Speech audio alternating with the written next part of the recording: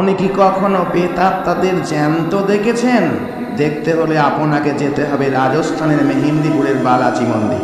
মেহেন্দিপুরের বালাজি মন্দিরে প্রবেশ করা খুব সহজ নয়। মানসিকভাবে দুর্বল হলে এই মন্দির থেকে বার হতে পারবেন না। প্রতিদিন হাজার হাজার ভক্ত এই মন্দিরে প্রবেশ করার জন্য ভিড় করেন। এই মন্দিরে তিনটি বিগ্রহে পূজিত হয়, বালাজি এবং বজরংবলী এবং কাল ভৈরব। মন্দিরের ভিতরে প্রসাদ কখনো কেউ খান না। মন্দিরের চারিদিকেই কেবল প্রেতাত্মাদের দেখতে পাবেন। প্রেতাত্মা কোনো মানব শরীরে প্রবেশ করলে তারা এখানে যান।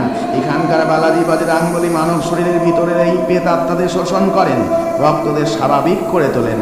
মন্দিরে প্রবেশ করার 7 দিন আগে থেকে আপনাকে নিরামিষ আহার এবং সম্পূর্ণ নেশাজাতীয় দ্রব্য পরিত্যাগ করে মন্দিরে ঢুকতে হবে। মন্দির থেকে বার হওয়ার সময় কখনো পিছন ফিরে তাকাবেন না। শোনা যায় পিছন ফিরলে প্রেতাত্মারা আপনার শরীরে প্রবেশ করতে পারে। আপনি যদি বজরংবলীর ভক্ত